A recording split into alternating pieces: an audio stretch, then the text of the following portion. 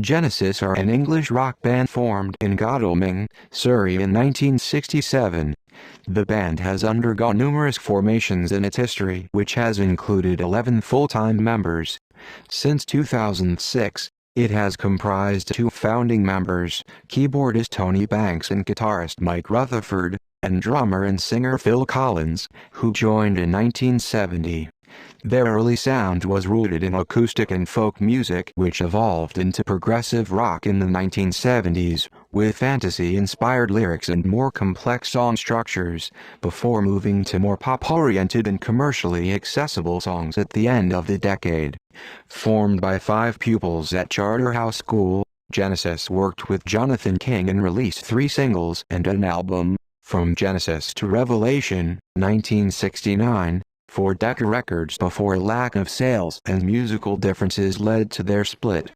In 1970, after a period of rehearsals and early gigs, they signed with Charisma Records and released a series of successful and influential albums including Foxtrot, 1972, Selling England by the Pound, 1973, and The Lamb Lies Down on Broadway, 1974.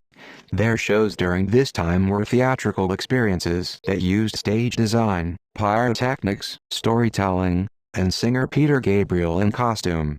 In 1975, after Collins took over lead vocals after Gabriel's departure, Genesis's success in the UK and the US grew with A Trick of the Tail, 1976, and Wind and Wuthering, 1976.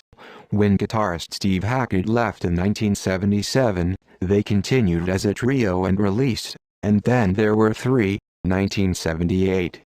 The album contains their best-selling single of the 1970s, Follow Ye Follow Me, which became their first major international success.